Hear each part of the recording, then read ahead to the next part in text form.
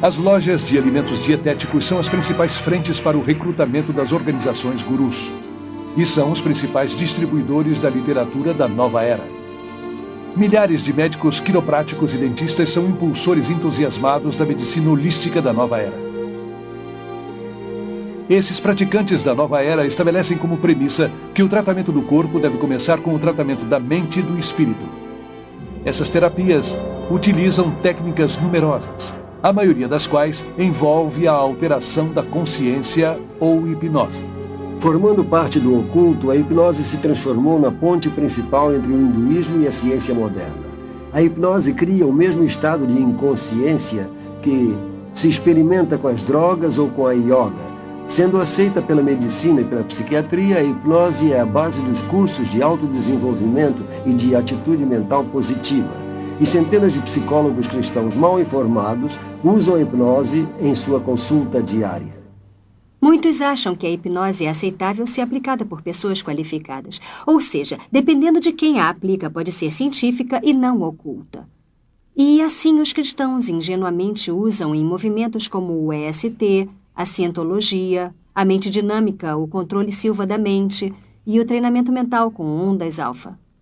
Em busca do mito freudiano, os psiquiatras usam a hipnose para regredir os pacientes até dentro do útero, onde revivem os traumas de seu nascimento. Não obstante o fato científico de que o cérebro pré-natal, natal e pós-natal não está bastante desenvolvido para ter recordações. Eu cheguei a experimentar os pensamentos originais do meu nascimento, mas senti que não era o bastante. Fui mais atrás e experimentei meus pensamentos durante a concepção. E depois foi a uma vida anterior para conhecer por que havia estruturado minha concepção do modo como eu fiz. Isso nunca acaba, é um ciclo sem fim. E além disto, eles o levam a vidas anteriores de onde saem contando fatos de outras vidas que viveram sobre a Terra. Obviamente, a memória não vem do cérebro, vem de uma fonte incerta. O campo da medicina está abraçando várias crenças da nova era que não podem ser explicadas cientificamente, tal como a acupuntura, que diz manipular as forças de Kundalini com agulhas. E o biofeedback, que é um dispositivo de monitoramento para treinar uma pessoa a controlar funções normalmente involuntárias como a pressão sanguínea. O documentário da Clínica Menninger sobre biofeedback o chama de Yoga do Ocidente. Elmer e Alice Green, pioneiros da investigação do biofeedback, admitem que cria o mesmo estado de inconsciência daquele que provém da yoga. Esta yoga eletrônica foi agora introduzida pelos psicólogos no mundo dos esportes, incluindo as Olimpíadas. A terapia da autoajuda é uma ferramenta de motivação usada por centenas de empresas competitivas por toda a América.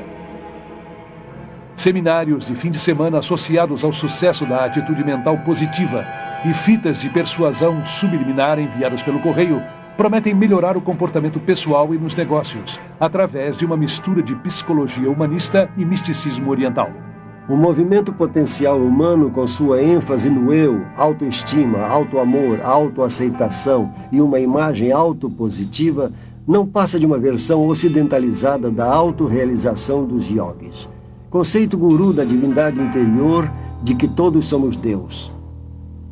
Rolling Thunder, o curandeiro índio Shoshone, disse: os cientistas descobrirão que os pagãos sempre souberam. E é o que acontece com a invasão do misticismo oriental ao Ocidente. Nos últimos anos, muitos cientistas importantes abraçaram com entusiasmo o misticismo oriental. O hinduísmo, que afirma ser a religião mais antiga do mundo, está sendo enganosamente disfarçada como uma ciência da nova era. E muitos estão sendo sedutoramente enganados. É disseminado cuidadosamente para não reforçar o lado religioso, mas o científico. Não mencionam um aspecto espiritual, mas reforçam com exercício. Maharishi descobriu que, nos Estados Unidos, as pessoas não aceitariam o aspecto religioso, por isso ofereceu o aspecto científico. Começou fazendo com que os cientistas começassem a experimentar com meditação, medindo a respiração, as ondas cerebrais, etc. E quando descobriram que o metabolismo desacelerava durante a meditação, descobriram que poderiam apresentá-lo como um fato científico e que as pessoas o aceitariam. Nas escolas de todo o mundo ocidental, do jardim de infância à universidade, o ocultismo hindu é ensinado abertamente. embora haja a separação obrigatória entre a Igreja e o Estado. O guru Thakar Singh foi convidado para falar em um centro de ensino da Califórnia. Kurt, um aluno de lá, ficou tão influenciado que foi para a Índia e hoje é um dos seguidores mais devotados de Thakar. Bastou meia hora de conversa e 20 minutos de meditação para que a experiência que eu tive lá fosse algo que nunca tinha sentido e aquela energia na capela onde ele estava falando era algo eletrizante, com sentimentos de amor e paz. Era um silêncio que me deixava aturdido.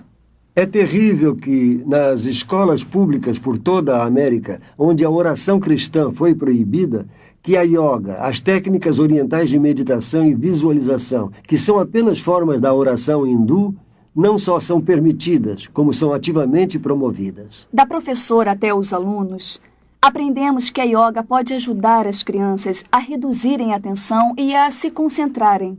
Muitos professores estão sendo orientados para desenvolverem uma consciência em massa nos estudantes. Relaxem. Todos vamos levantar as mãos bem lentamente. Ensinam as crianças a abandonarem sua faculdade crítica e centralizarem-se em seus sentimentos intuitivos e experiências. Relaxem. Apenas relaxem. Imaginem que estão na ponta de uma nuvem suave e fofa. E todos estão bem relaxados, confortáveis. Vejam o céu azul em suas mentes.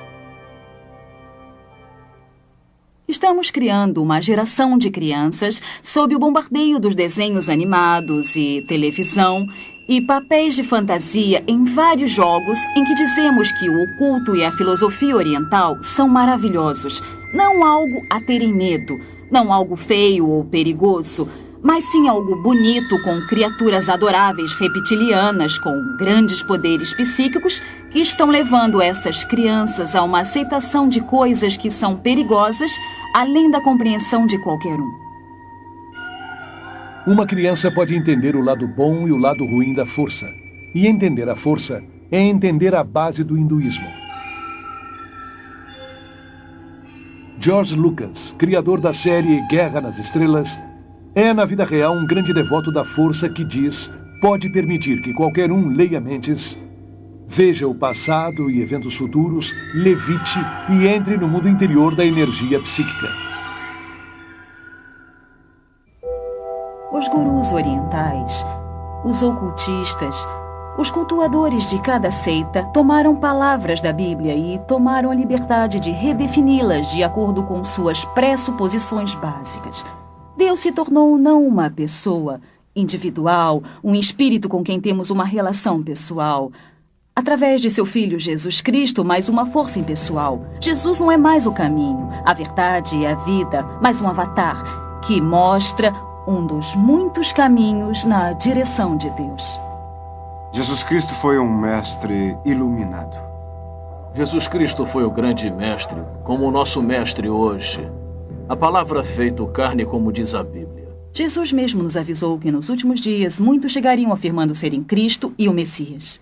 Cada ser humano é pacífico por natureza, puro por natureza, bom por natureza. E a qualidade diabólica é um estado anormal. Então, na meditação, é isso que praticamos, nos concentrando no alto divino puro, que é o nosso estado verdadeiro. Se o ser humano é inerentemente bom, então por que mente, engana, rouba e luta? O que temos de bom dentro de nós não basta para nos afastarmos da maldade. Portanto, buscar a salvação de dentro é busca no local errado. Se nos afastamos de nosso próprio eu, nos afastamos de Deus pelo pecado.